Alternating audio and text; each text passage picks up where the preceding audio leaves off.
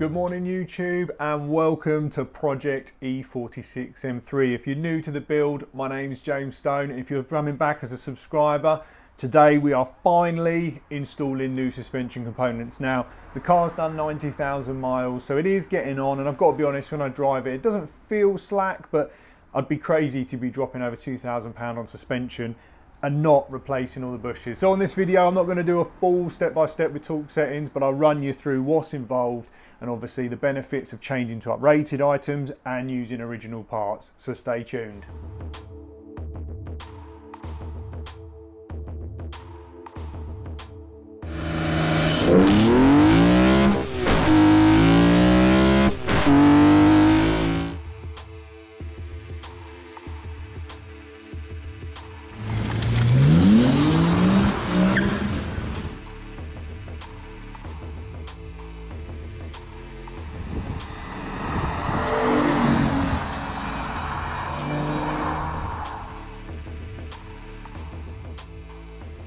So for those of you that have been following the build, I haven't really done a lot over the last couple of months with everything that's COVID's going on. The previous episode, I did do the wheel refurbishment after a little whoopsie I had, and the back one was starting to lose the clear coat. So got the wheels refurbished by Stan at Wheel Autocraft. Like I say, I'll put a link up in the previous video if you do need wheels doing. He is the man. But now that moves us on to the next issue, which, like I say, is the track rod ends, lower wishbone, and what they call the lollipop bush or rear subframe sort of mounting to lower wishbone. So there's a lot of bits to get involved. I've been told that there's going to be some bits that are probably seized on here. So I'd say 17-year-old car, 90,000 miles. Sort of becoming a familiar habit with most of the projects I get involved with. But on this video, like I say, we'll go about stripping it down and sort of the general process that's involved along with the costs. So the E46 is currently stored up in this garage, nice and dry. It's absolutely chucking it down. By the time this video goes up, hopefully we'll have some sunshine. But I've moved most of my tools over. No doubt there's going to be something I forget. It's always the way, but the beauty is I'm not daily driving the car, so we'll just get back to it. So a quick recap on the items. So the first one is from Powerflex, beautiful CNC sort of billet surround, and then their purple series bush. And essentially, let's grab the torch so you can actually see what we're looking at. That is going to replace the bush back in there. I don't know whether you can see that, whether the GoPro is going to focus on it. It's this one here. So it's uprated, the idea being that under braking the wheel can sort of move backwards and forwards ever so slightly, pulling the geo out and give it sort of a slack feeling. With uprating this, hopefully we should eliminate all that. It's obviously a much heavier hardcore version than the original, and I would expect that to last at least the lifetime of the ownership of me with the car without any issues.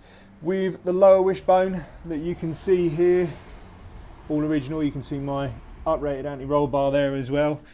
You can see I've got one here, you've got brand new bush pressed in, brand new bush on the front, so it should be lovely and tight, and then this one slides onto the back. Now, these from BMW in the UK are about £250 a side. So not a cheap thing to replace, but you do get the two bushes with it. Now, there's a company called TRW. If we've got any logos, I've got the bag somewhere, but they produce these, and supposedly they produced them for BMW after 2006. Now, these are actually £130 a piece, so considerably cheaper than the 250 odd that BMW want for exactly the same thing. And what's funny is, and I've been pointed this out by a few, is apparently that's where the BMW logo normally is. So you can see there that it's just been grinded off. And this came straight from an online supplier. Bought obviously both sides, so I'm just showing you the right hand side today because it's going to be a similar process. The next thing we've got is the track rod and the track rod end. Now, when these wear out, they get play in them, whereas you can see these are all lovely solid bushes now. And on my driver's side one is actually seized. When I went to get it adjusted last time, they said it's really difficult, it's not playing ball, I'd get it replaced. So it's definitely something that's on the list, and I'll show you that here. You can see the original track rod, then it goes up into the steering rack there in the gator. So you can see my old one is pretty tired now. Obviously we've got that brand new one ready to go in. So the other thing that we'll need to do, which we won't be doing in this video, is the drop links for the anti-roll bar. Because I'm going to be running aftermarket coilovers, I'm going to need to buy either custom or sort of adjustable ones, because they're going to be too long and it can cause contact issues. Something to bear in mind, which we'll run through today, is you have got a leveling sensor, which is there on this side, which you've got to make sure you remove correctly, or at least detach from the lower wishbone, because if you drop that out and you snap it or damage it, going to cause yourself a whole world of pain. Something else that we're going to be doing while the car's in bits is actually taking the calipers off, take them back to the garage at home, clean everything up, take the discs off, clean it all up, clean all the pistons. Like I said in the previous video, just want everything perfect when it goes back on the road again. For those who have followed the build on the Owners Club, obviously I did clean all the arches previously. It's not rotten in here, but I've done a couple of thousand miles, so literally everything is going to be stripped and cleaned out, so that when it all goes back together, it's looking absolutely gorgeous. Finally, a little bit of a Jippo mod. When I installed the K-Sport brake kit, you can see there that I had to bend the shield. At the time it was fitted in the rain. Me and Matt came over, was having a bit of a mare with one of the fittings, and I just folded these tabs out, so when the discs come back off, I'll remove these shields, properly trim these, repaint them, and then get them galvanised, painted to stop and rust. But you can see the calipers are looking a bit grubby, not horrific, just need a bit of TLC to bring them back. So we'll take these off as well, clean up all the spaces, you can see the corrosion, so when the wheels go back on, she's all lovely and fresh.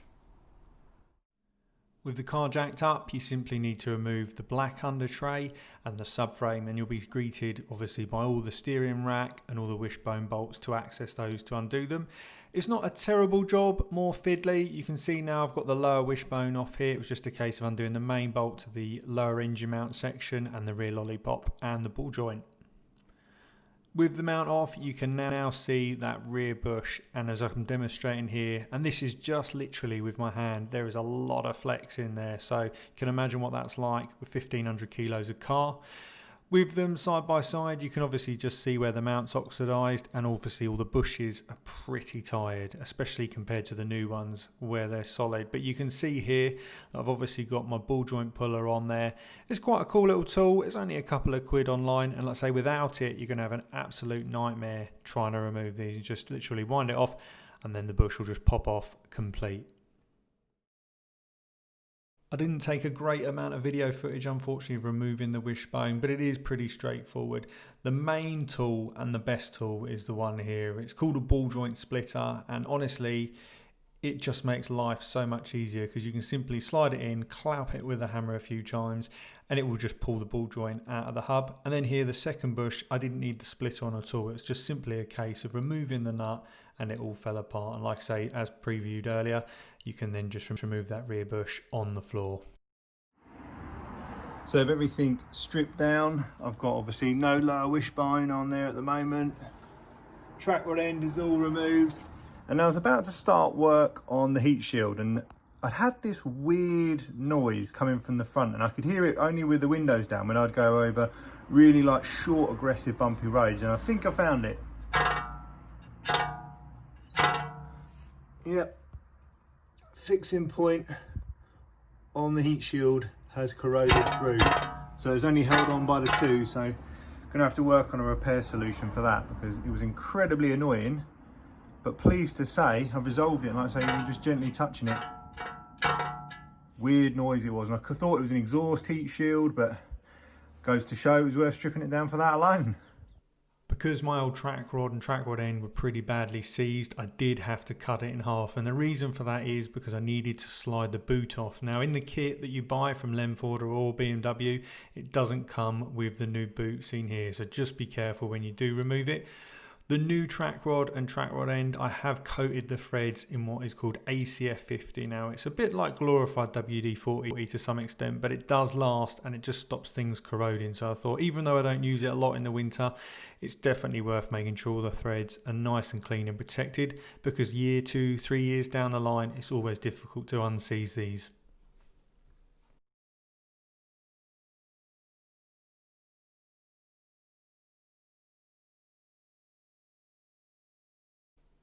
As can be seen in the intro, I did obviously buy some powerflex bushes, but I did also purchase some rear camber arms. And the reason for this is when the car's lowered, we will need to make that all adjustable. But now back in the garage, it was time to start dismantling the original bush. Now you still need the outer part as imaged here. It's just the rubber internal that we're going to be getting rid of. It's not a massively difficult job, but at the same time, I wouldn't say it's easy. But so what we'll do now is just make sure that we can get all this removed without damaging the outer part and refit the powerflex bush. The best method to removing the inner bush is with a press, but if like me you haven't yet, or have been saying that for years, purchased a press, you can open up a hacksaw, reconnect the blade and then just cut down until you end up going through the rubber and obviously the old bush. Once that's done, you can then take a hammer and punch set, and like I say here, just knock it out. It's not particularly difficult. It's a bit difficult cutting through the rubber, but like you can see here, it's all removed, and thankfully, if you take your time, you're going to not make any damage at all to the original bracket. With the bushes removed, you can see how superior the powerflex items look. It's just sat there, they look absolutely brilliant. So it's a shame they're not going to be visible under the car, but it is there for a function. Now, what I did with mine was I took some 400 wet and dry paper and I just cleaned up any sort of residue that was on the original bracket, just so that the bush would press in as easily as possible. Now you can't do this by hand, unfortunately. Again, it's something a press would be useful for. You can get the first part in by hand, but that's about as far as it will go before you're going to need some assistance.